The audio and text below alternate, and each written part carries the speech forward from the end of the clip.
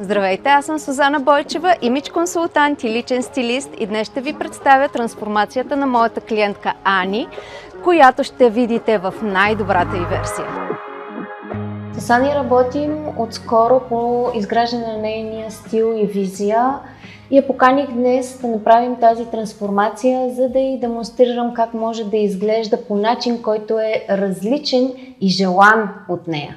Ани, разкажи ми малко повече за твоето облекло. Имам пълен гардероб. Нося няколко чифта дрехи, предвид това, че там, където работя, основният стил е спортно елегантен, по-натурален, по-естествен и незабележим. Тази женственост и елегантност, която ти дава, когато се облечеш като жена, ми липсва в ежедневието. Имам нужда от малко мъничко блясък, лукс и шик. Малко ли само? Понякога и повече. Това ли искаш да постигнем днес? Повече блясък, елегантност и шик? Точно така. И женственост най-вече. И женственост. Еми да започваме. Хайде!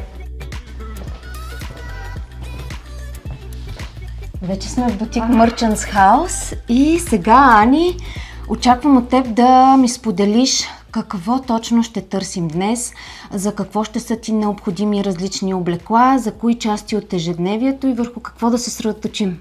Имам нужда от дрехи, с които да се чувствам по-женствена и елегантна.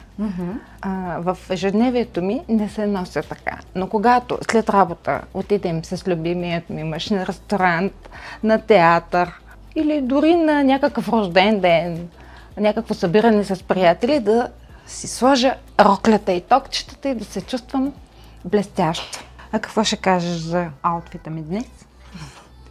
Да, първо малко си извън твоята палитра, ти си с оцветяване есен и това, което имаш нужда е малко повече наситеност на цветовете и повече цвят в самите съчетания. Избрала си много неутрално облекло, което реално не изкарва най-красивото в теб, твоята естествена красота на естественото ти оцветяване. Искаш тук да прикриеш тази част ли?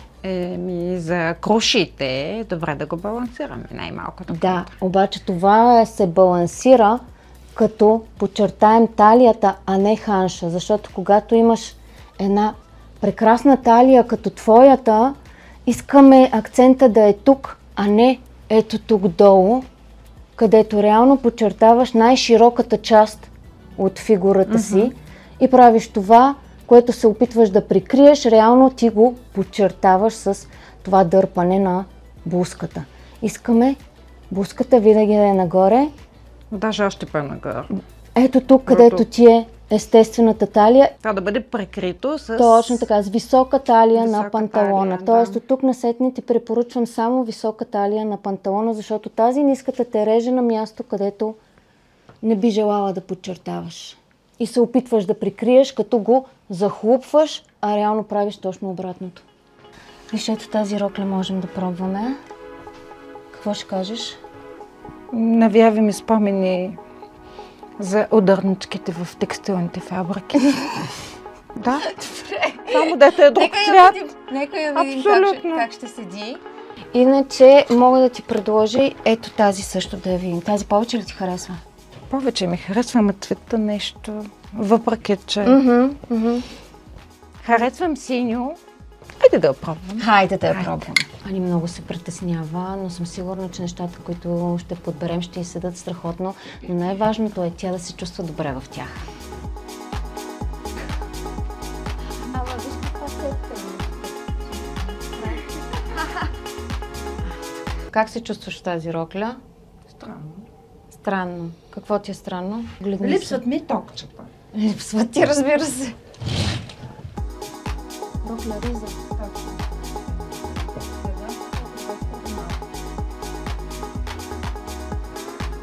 Много са удобни тия дънки.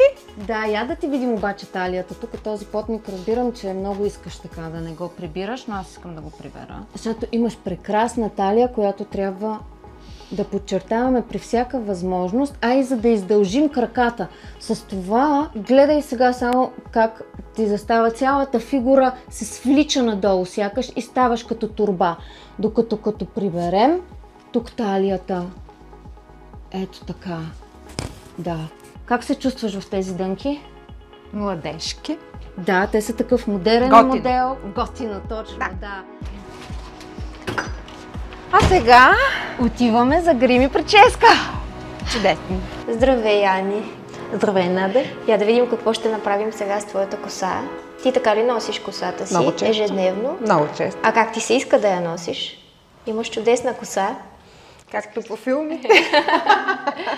Добре, искаш ли да я пуснеш, за да видим? Много често, най-често ходя така, както ти ме видя. Добре. Също толкова често Я ходя на пусни. мен обикновена плитка така. Хубаво до някъде е това, че косата ми е такава, че мога и не много стилизирана Абсолютно. да я хвана, да я пусна и да тръгна.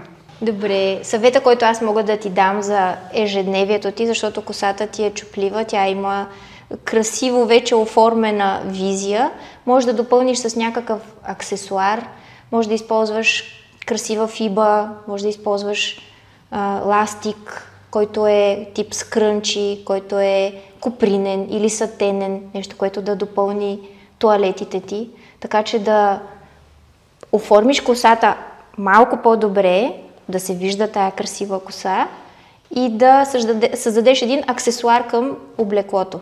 А иначе днес ти предлагам да направим едно изсушаване, което е доста женствено, много така класическо ще изглежда, което можеш да постигнеш, когато отидеш на фризьор, за 40-50 минути да кажем, така че можеш да използваш прическата, която сега ще създадем за други поводи, които те очакват за в бъдеще.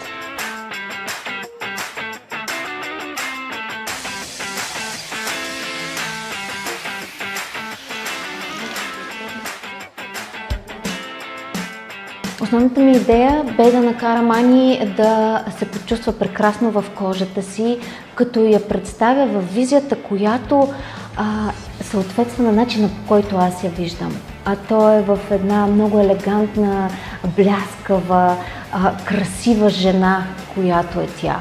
И знам, че в ежедневието ѝ е трудно да може да носи такъв тип облекло, но за нея бе важно да се види какви са възможностите и докъде може да стигне в визията си, за да постигне това, което тя реално цели, а именно да изглежда по-бляскаво, по-елегантно и разбира се по-женствено. Това целят всички жени, които се свързват с мен и с които работя и се радвам, че мога да им помогна в всеки един момент. Така да не се пробие. И...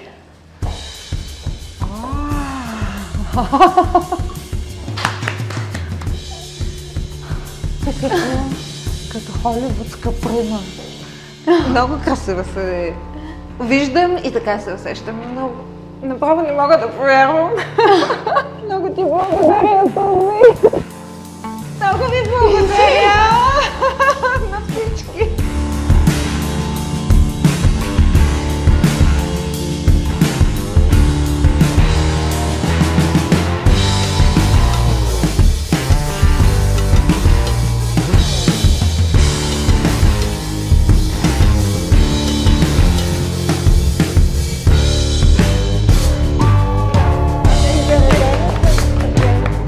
Благодаря ви много, че бяхте с нас.